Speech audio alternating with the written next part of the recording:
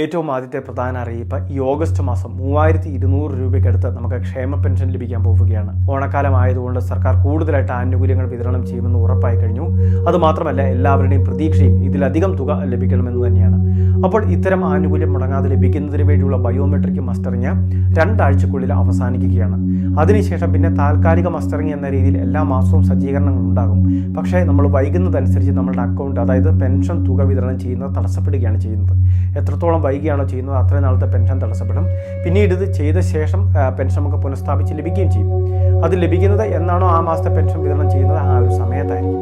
അതുകൊണ്ട് തന്നെ മുടങ്ങാതെ ഈ ഓണക്കാലത്തൊക്കെ ഒന്നിലധികം ആനുകൂല്യങ്ങൾ ലഭിക്കുന്നത് കൊണ്ട് തന്നെ ഈ ഒരു പെൻഷൻ മസ്റ്ററിങ് അത് തീർച്ചയായിട്ടും എല്ലാവരും ചെയ്യുന്നതിന് വേണ്ടി ശ്രദ്ധിക്കുക.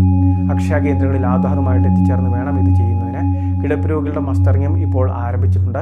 ഇനി നമ്മുടെ പ്രദേശത്ത് ഉദ്യോഗസ്ഥർ എത്തിച്ചേർന്നിട്ടില്ലെങ്കിൽ, ജീവനക്കാർ എത്തിച്ചേർന്നിട്ടില്ല എങ്കിൽ അത് കൃത്യമായിട്ട് വിളിച്ചന്വേഷിക്കുക, വരുന്ന തീയതി കാര്യങ്ങളൊക്കെ ചോദിച്ചാൽ മനസ്സിലാക്കുക. രണ്ടാമത്തെ മറ്റൊരു പ്രധാനപ്പെട്ട അറിയിപ്പ്, ആധാർ കാർഡ് ഉള്ളവരെല്ലാം ശ്രദ്ധിക്കുക. ആധാർ കാർഡ് എടുത്തിട്ട് 10 വർഷമൊക്കെ കഴിഞ്ഞവരായിരിക്കും നമ്മളിൽ ഭൂരിഭാഗം വരുന്ന ആളുകളും.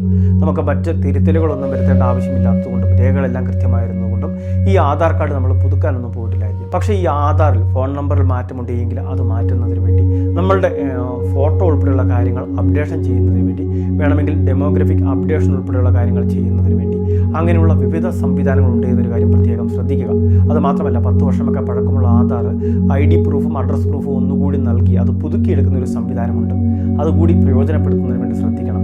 കൂടുതൽ കൃത്യതയാർന്ന വിവരങ്ങൾ ഒന്നുകൂടി ഷെയർ ചെയ്ത് കഴിഞ്ഞാൽ, ഒന്നുകൂടി നമ്മുടെ ആധാർ റിന്യൂ ചെയ്തെടുത്തു കഴിഞ്ഞാൽ കൂടുതൽ ആനുകൂല്യങ്ങളെല്ലാം വളരെ വേഗത്തിൽ ലഭിക്കുന്നതിന്, അതോടൊപ്പം തന്നെ വിവിധ പദ്ധതികളിലേക്കൊക്കെ OTP അധിഷ്ഠിത വെരിഫിക്കേഷൻ അല്ലെങ്കിൽ ബയോമെട്രിക് വെരിഫിക്കേഷനൊക്കെ വളരെ വേഗം സാങ്ഷൻ ആവുന്നതിന്, അപ്രൂവ് ആകുന്നതിനൊക്കെ സാധിക്കുന്നതായിരിക്കും. മൂന്നാമത്തെ മറ്റൊരു പ്രധാനപ്പെട്ട അറിയിപ്പ്, 60 വയസ്സ് കഴിഞ്ഞവർക്ക് സംസ്ഥാനത്തെ മുതിർന്ന പൗരന്മാർക്കുള്ള വയോജന നയം അത് സംസ്ഥാന സർക്കാർ കൊണ്ടുവരാനായിട്ട് പോവുകയാണ്.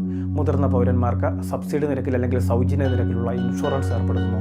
അവർക്ക് പെൻഷൻ നൽകുന്നതിന് വേണ്ടിയുള്ള ക്രമീകരണങ്ങൾ, സഹായങ്ങൾ ചെയ്തു കൊടുക്കുന്നു. അതോടൊപ്പം തന്നെ വാതിൽപ്പടി സേവനങ്ങൾ, അതോടൊപ്പം തന്നെ ഡോക്ടറുടെ കൺസൾട്ടേഷൻ, മരുന്നുകൾ, അതോടൊപ്പം മെഡിക്കൽ ചെക്കപ്പ്. അപ്പോൾ ഇങ്ങനെയുള്ള ഒട്ടനവധി ആനുകൂല്യങ്ങൾ നൽകുന്ന ഈ ഒരു പദ്ധതി അപ്പോൾ ഇത് വളരെ വൈകാതെ നമ്മുടെ സംസ്ഥാനത്തെ പ്രാബല്യത്തിൽ കൊണ്ടുവരികയാണ്. ഈ വർഷം തന്നെ നടപ്പിലാകുമെന്നാണ് അറിയിപ്പ് വന്നിട്ടുള്ളത്. ഇതിനെ സംബന്ധിച്ച് കഴിഞ്ഞ ദിവസം നമ്മുടെ ചാനലിൽ ഒരു വീഡിയോ തന്നെ ചെയ്തിട്ടുണ്ട്. ആ വീഡിയോ കൂടി കണ്ട് കാര്യങ്ങൾ മനസ്സിലാക്കുക. സംസ്ഥാന സർക്കാരിൻ്റെ പുതിയ വയോജന നയം ഏതൊക്കെ രീതിയിലാണ് എന്നൊക്കെയുള്ള കാര്യങ്ങളിൽ കുറച്ചൊക്കെ കാര്യങ്ങൾ നിങ്ങളൊന്ന് മനസ്സിലാക്കി വയ്ക്കുന്നത് നല്ലതാണ്.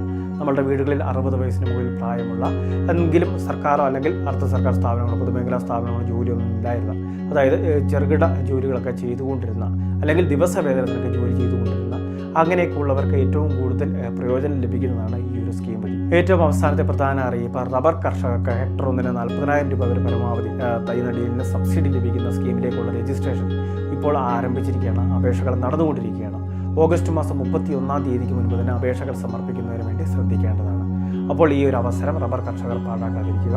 നിലവിൽ അതുമാത്രമല്ല, അംഗീകൃത നഴ്സറിയിൽ നിന്നും തൈകൾ വാങ്ങിയത് ഉൾപ്പെടെയുള്ള കാര്യങ്ങൾ കൃത്യമായിട്ട് അതിൻ്റെ ബില്ലുകൾ സഹിതമൊക്കെ നമ്മൾ ഹാജരാക്കേണ്ടി വരും. പുതുതായിട്ട് പ്ലാന്റേഷൻ ചെയ്യുന്ന കർഷകർക്കൊക്കെയാണ് ഈ ഒരു ധനസഹായത്തിന് അർഹതയുള്ളത്. ഈ സ്കീമിനെ പറ്റിയുള്ള മറ്റ് വിശദ വിവരങ്ങളെല്ലാം തന്നെ ഇന്ന് നമ്മുടെ വാട്സപ്പ് ഗ്രൂപ്പുകളിൽ ഷെയർ ചെയ്തിട്ടുണ്ട്. അടുത്ത ദിവസങ്ങളിൽ ഗ്രൂപ്പുകളിൽ ഒന്നുകൂടി ഇടുന്നുണ്ട്. അതുകൊണ്ട് തന്നെ വാട്സപ്പ് ഗ്രൂപ്പിൻ്റെ ലിങ്ക് കമൻറ്റ് ബോക്സിൽ കൊടുത്തേക്കാം. ഗ്രൂപ്പിൽ ജോയിൻ ചെയ്യുക. വളരെ പ്രധാനപ്പെട്ട കുറച്ച് ഇൻഫർമേഷനാണ് വീഡിയോ വഴി ഷെയർ ചെയ്തത്. ഇതുപോലുള്ള വിവിധ അറിയിപ്പുകൾക്ക് ചാനൽ സബ്സ്ക്രൈബ് ചെയ്യുക, ഫോളോ ചെയ്യുക.